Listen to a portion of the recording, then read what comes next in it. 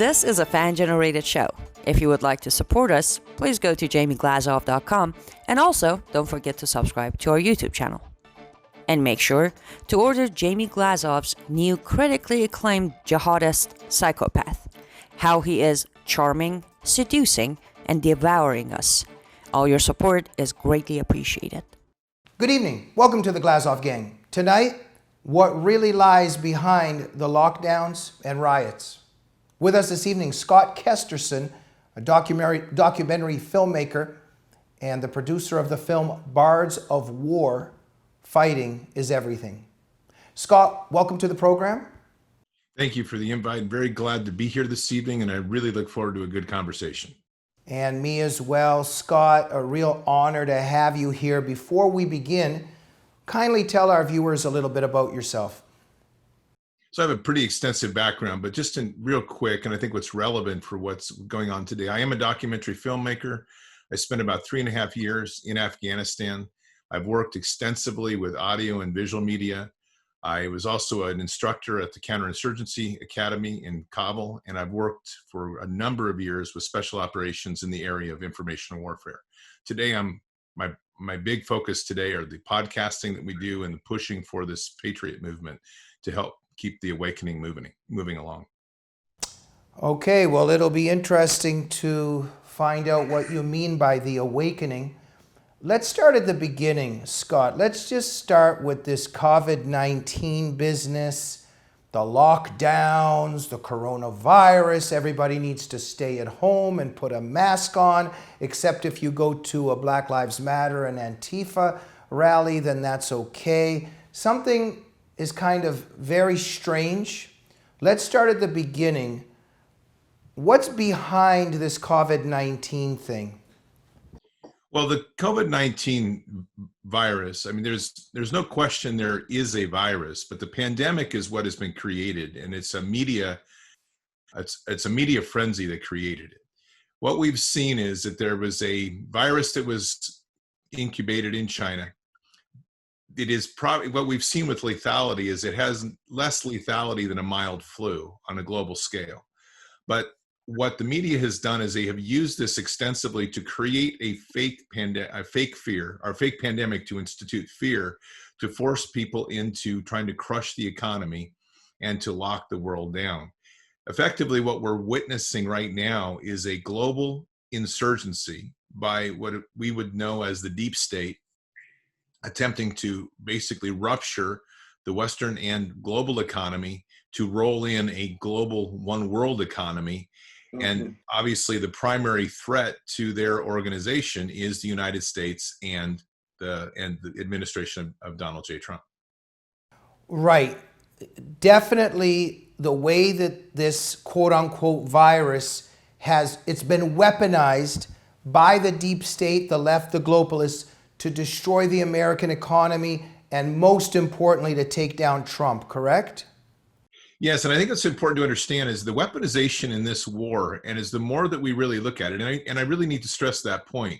We are in a war. We are in a war domestically, which was taking a form of a civil war, and we are in a war globally, and it's really for the fight of humanity. The war at the core of this, though, functions around the principles of information warfare.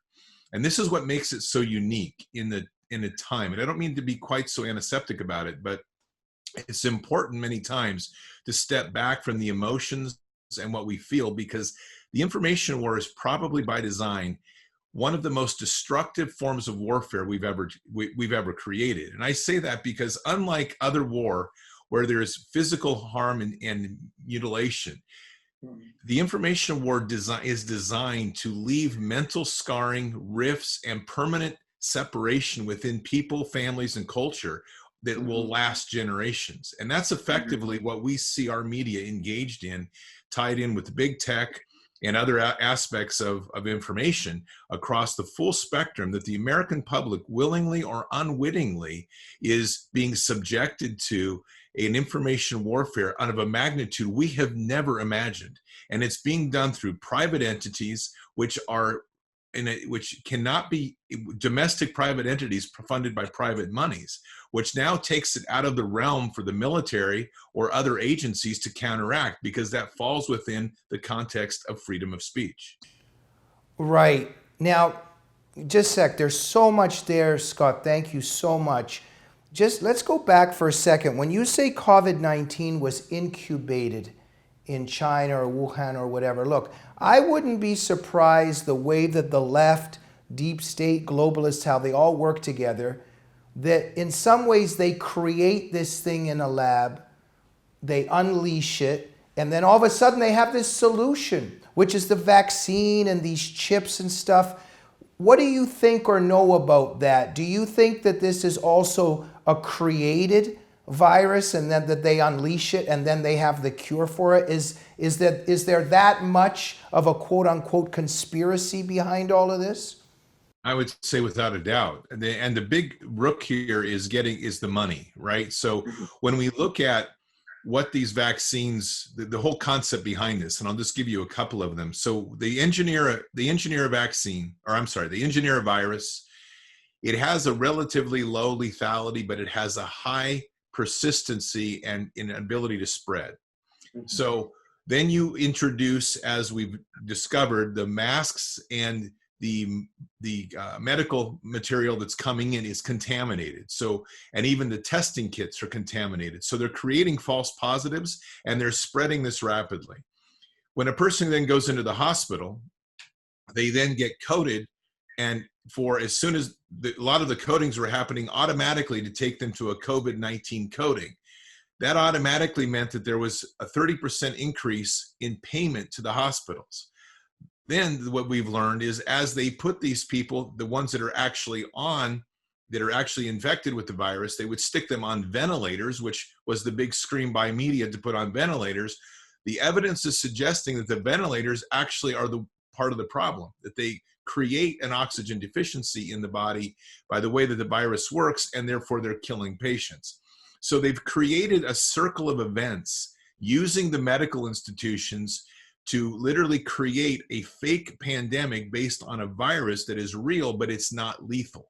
And that is, and then at the end game is the vaccination, like you said, with the end goal, with the Gates model end goal of having everybody chipped and then rolled into a global network of control. That's the part that most people are still having a hard time getting around, as far outside of, say, a Q movement or a Patriot movement, is the idea that there would literally be a conspiracy to vaccinate and control the population. But right. That's an absolute yes. Yes, and there's going to be some kind of electromagnetic stuff that's actually in the vaccine, right? Well, there's a lot of different theories on this, and I don't have the be-all end-all, but essentially what I'm understanding about this is there is a nanotech that's put in there. Nanotech actually exists, and where this gets very complicated is the science of understanding what that nanotech is doing. For one thing, the nanotech can track you, monitor you, and then as we start to look at some of the patents that exist from Bill Gates, there's even something so draconian as to be able to monitor your body motions to unlock cryptocurrency. Now, why this is important is this becomes a process of compliance. If you act a certain way, behave a certain way, talk a certain way, it fits into what the Chinese have been modeling called a social credit score, which means that you are allowed to, you have access to public services, you get better access to jobs. But if you don't perform in those areas, they begin to start squeezing you down, including as your body motions are tracked, they're able to give you more money, the unlocking cryptocurrency, or worse, they tell you you can't have any, and they literally starve you out of the system. They just turn it off. So in other words, I read in the Bible somewhere that in certain days to come, you won't be able to buy or trade without a certain mark. I think this might be a little bit connected to that, right? Well, here's the complication of this. And I don't disagree with what you're saying, because it definitely talks about it in Daniel in the Bible and in Revelation. But here's the catch. The Luciferian state, and this is really what we have to understand, is we are facing in a world order that is being run by a Luciferian order. They literally worship the gods of Moloch, Baal, and Lucifer, which is actual contrary to the Christian faith. Just a second. So in terms of the Illuminati, the Masons, deep state, all this stuff really exists. Absolutely. And actually, what's really interesting is the Archbishop's letter, which came out on the Holy Trinity Sunday, which was, I guess, was a week ago on that. And I actually have it in a podcast coming out tonight. He specifically references the, quote, deep state, if you will, within the church that he refers to as the children of the serpent, or the offspring of the serpent, or the children of darkness. There is truly though it's a minority group, they're extremely powerful on a global level. And over centuries, they've acquired some of the most powerful positions out here to be able to control and manipulate currencies, business, and media as some of your big ones. So where we are right now is that we are in literally this war between, figuratively, dark and light. Light being the majority of the people of the world that are trying to seek truth and live in freedom, with a minority, but as powerful one, trying to maintain a control of a totalitarian state to take that freedom away and control the global population for their singular benefit. And Scott, Donald Trump is in their way. Without a doubt. And this is what's most telling. So the letter from the Archbishop is so powerful because it specifically states these things. This is when you start to have somebody of that magnitude coming from the Vatican, speaking that bluntly about this, you have to take a step back and realize that what may have been considered by many conspiracy is conspiracy no more. Yeah. This is truly a global war for power that we're in right now. It is epic times, quite literally. And we are in a place right now where we are fighting for it isn't just another election. It isn't just another an information war or the media losing its mind over some event. Every single thing that's going on is the intent of collapsing this administration, the people that are following him, and giving power back to the centralized one world government to literally control humanity. We're not in just an election or just in, as we're noticing right now with some of these riots and so forth. This is engineered, and this was done specifically to try to break the back of the U.S. and ultimately roll us in as part of the NWO. And they're very angry how successful Trump is, how well the American economy is doing, how much so many Americans love Trump. They hate all that because that leads to American independence, American success, and it goes completely against them wanting to create a one world order. And we know that Satan very much wants a one world order because it's easier for him to control humans that way, which is why God dispersed people when they tried to build the Tower of Babel, right? Well, it's real. The Tower of Babel is a real interesting one because there's a lot of the Mason connection, a lot of the Cabal connection dates back there. In fact, I have a podcast that gets into even what they call Babylonian money magic. Now, this stuff, I think when we enter it, when someone's coming into a conversation and they hear a lot of this right away, it sounds like, oh, here we go again, another tin hatter or another crazy religious guy. This is none of this. And I just need to put this in context. This is, when I do this research is solid and it's there, and we're dealing with a period of time in our history that is unique, quite frankly, in the history of humanity. If you simply take a step back and you look at the COVID event and you think how quickly they were able to shut down the entire globe over a virus that was initially the only evidence we had of it were a few videos that were released from China. This is very important because China has one of the most rigid and strict digital walls in the world. And yet videos were somehow leaking out and going into, and that's what the media used to create fear. Right. If people sit back and ask themselves that, what is the main motivator here? one of the most powerful tools they have to control the population is fear. And the tool that they use to do that is media, be it movies, be it the news, be it newspapers, whatever they're getting, fear is the driver. And once we get into fear, we've just witnessed what happened. People willingly across the globe locked themselves down. There were no riots, there was no resistance, and literally through a media event gave away their entire liberty without a resistance.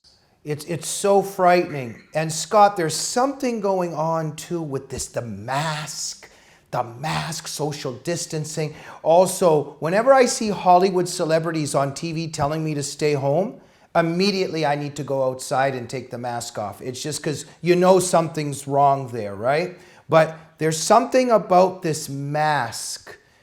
There's something very sick and perverse about the whole thing when we're walking around seeing everybody wearing a mask. Something even satanic in terms of camouflaging and hiding God's image, because we were created in God's image. But all this social distancing, you can't go to church, you can't go to the sacraments if you're Catholic, but you can go to a Black Lives Matter rally, you can go to Antifa rally, but something's going on. Apart from that hypocrisy there, just let me back up for a minute. They're trying to separate humans from one another.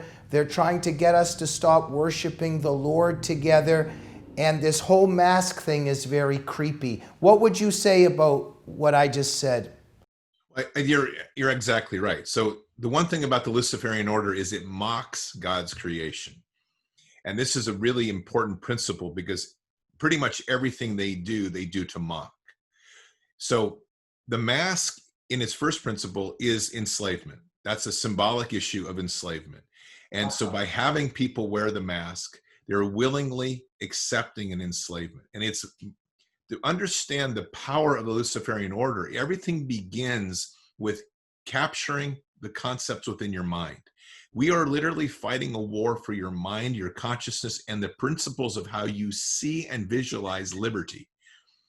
Once you start with a mask and you start down this pathway, you're seeding in the idea of subjugation, of willingly giving yourself to something. And it will not end until you're bowing at their feet to their God. You'll notice, as you said, when we take a look at Black Lives Matter, Antifa, we take a look at the other movements that are with them, these aren't Christian movements. They're not Christian movements at all. In fact, there's rumor, and it's a growing rumor, so I'll leave it for there until it's confirmed, but this Sunday, this is solstice, and there is a huge push for open Luciferian worship. All people have to really do is start to look around to see how prevalent this has become. Right. Violence and chaos are what the themes that we've witnessed over the last 2 weeks with these riots. While, and as you said, no masks are being worn, except there's another component to this, which is important. The masks were convenient because those in Antifa wear masks, and they are the ones that are the most violent. So they were able to use the mask as a cover to move in some of their disruptive agents and to avoid the supposedly avoid the biometric scanning that's going on to keep them hidden, though that is not working out as well, I think, as they anticipated. Thank you, Scott. So look, we've got this quote-unquote virus, then we've got the lockdown and how they just terrified everybody. And it's very interesting that you say there's something within so many humans, it's almost as if it's built into the DNA of man, and it takes a human being a lot of courage and wisdom to avoid being a leftist. But there's something there where people are just so willingly embracing this mask and social distancing. What would you say about this human desire to worship the beast? Because that's really what it is. It's the desire to be a slave. It is. So I begin by saying that what we're witnessing right now is a separation, in my opinion, the separation of humankind. We're seeing those on the mask is symbolic of those that want the nanny state, that accept fear and want the man-made institutions to coddle them and take care of them. Those that don't wear the mask that are resisting it, other than those that have to keep their job. And I want to be clear about that, because some people absolutely need the job, have no choice, but they don't wear it outside. But those that resist the principles of the mask are, you're going to find consistently, are looking at liberty from a choice point of view. They're typically very strong in faith, and they don't look purely towards the institutions of man, and they reject the principle of open fear. So what we're witnessing is part of this, is what you're seeing is the separation of those that have been heavily programmed over the years, as well as those that are just wanting something easier in life. This is a social engineering of a magnitude over time and currently that we have never imagined. When we get into the issues of the mask and the virus, we're finding traces of this in media, in movies, subliminal type messaging going on that has been going on for 10 years or so. And this is very typical of how the Luciferian order works, is to seed these ideas in people's subconscious, so that when the event actually happens, willingly or unwillingly, we simply respond to it because we're already preconditioned for the moment. Yeah. I think that they were very much, I think they were also very much grooming with the tattoos. And I'm not talking about one person maybe with one tattoo, just overall the culture of the tats, everybody tatting up. And then after a while, they just say, oh, we just need to put this one more over here, right? They've kind of conditioned the people. And then the apps on social media, all the apps. And then there just needs to be one more for your safety. And you'll know when a Trump supporter's close to you, you know, like something's going on. But Scott, also with this kneeling that started, and I've always been interested in how totalitarian evil movements exploit something that may be just or a fight against injustice, because all of us believe that all lives matter, Black lives matter as well. What happened to George Floyd was horrible and evil and a horrible crime. But the evil forces take that stuff. And so what they do is say, yeah, just kneel for now in respect to George Floyd. And okay, that might be understandable, absolutely. So just kneel again in terms of the memory of slavery. And it's sort of like, okay. And then all of a sudden, everybody's kneeling. And now everybody's getting on their knees. But guess what? They're conditioning us to end up kneeling to something far greater, aren't they? Yes, they are. Their end goal is a new single world religion. One of the things about Christian faith that they absolutely fear and want, and the reason they want to break it, is that Christians over time have proven that they will not break for anything. This is the will and the faith in God is so strong, unlike other religions, that they absolutely will not waver. So Christian faith becomes a systemic threat. And it's one of the reasons that over the years they have been targeted so heavily. Mm-hmm. Christian faith is also based on the principles of sovereignty and free will, mm-hmm. our right to choose. So the tricky part about that the Luciferians do is they try to trick you into giving up your free will.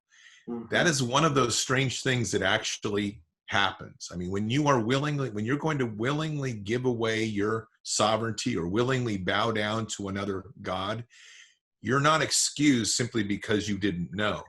And that's kind of like, when you go to court and you say, well, I didn't know the law. And they're like, sorry, ignorance is no excuse. That's, in a simple way, that's kind of the law of the universe, right? So what we're witnessing here is that trying to push people into these places to where people ultimately give up.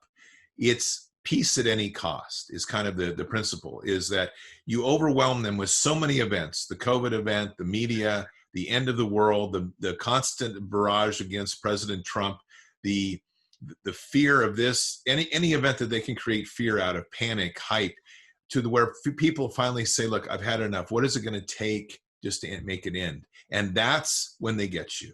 Right at that point is when you give up everything. And the thing to understand is it may not be something that you tangibly see right now, but we are literally in a spiritual war. That is not even a contested issue. We are in a spiritual war, and that spiritual war is really going to define the world ahead. And that world you are witnessing right now. You are seeing those that are living in those worlds of chaos, like that Chaz, or what I guess they call it, CHOP now. That's a vision for the world. chaos, disorder, fear, tyranny in these microcosms, versus this other vision of freedom, free will, sovereignty, strength, and plenty. And we're right at that division point. Where that's going to go is going to depend on how each person chooses. I wonder where the Democratic Party stands on all of this. Now, Scott, it's incredible the times we're living in, because today, just even some of the images, which for us have almost become normal, and I've been thinking, imagine even 10, 15 years ago, somebody shows you a picture into the future, and Nancy Pelosi and Schumer and the other ones, they're on their knees with this mask on and this African cape or you know, whatever it is, the covering that they were wearing, the scarf. It's just very strange. But I was actually fascinated by that image. It was kind of a morbid image. It's incredible how excited and in ecstasy leftists get with all the combination of these worshipings of the beast. You're on your knees, and we know as Christians we're not supposed to worship anyone but Jesus Christ. So they're on their knees, they're wearing a mask, plus they're social distancing, and they're wearing an African covering over their shoulders. What do you think about that? I mean, all they need next is just a little bit of veganism or something, right? Well, you're watching a couple of things. I mean, obviously there is a worship going on for themselves, in my opinion. Right. I You mean a self-worship, a self-worship. self-worship. Each one of these people, most of these people worship in one way or another a form of the Luciferian order. Okay, whether you call it Moloch, Baal, there's others. Consciously or unconsciously? It's both. So when you go to some of these events that they go to, Nancy Pelosi flies over to Europe and she does a participation in the Witches' Coven. And there's a variety of things like this that are constantly going on. Some of it's conscious, some of it's unconscious, or physical, and then in your mind. But what's important is that they are raised this way. And I've said this before in some podcasts and openly as well. The one thing to realize is their conviction to their faith is lifelong, and every single thing they do is tied towards their belief. The ultimate goal of their ultimate belief is that they themselves can ascend to being like gods. That's the principle of what they do. So when they're taking a knee together in the center of the Capitol building, it isn't just taking a knee. There is a process here of their spiritual side. There is also the imagery is doing a pre-event like you're talking about. It's getting that image into people's mind. Images that go into the subconscious stay in the subconscious. And the more that people watch them and embed in them, they are slowly and carefully conditioned. The conditioning of the population has taken years, and it is constantly being done. It's particular with the youth. And as they are embedded, whether they're doing video games to indoctrinate them into violence and other events like this, chaos, disorder, all of these things that is part of their conditioning.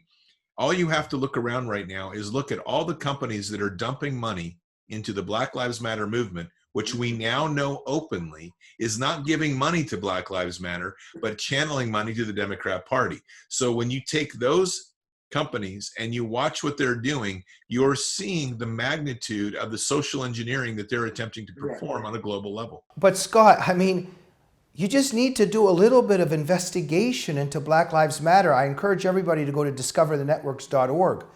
Read also David Horowitz's work on Black Lives Matter. Go to their website and read their mission. Black Lives Matter, the more you look into it, there's all this trans stuff. Then there's all this anti-Israel stuff, and then you begin to see the connections with Palestinian terror and with Hamas. I mean, this is not really about Black Lives Matter.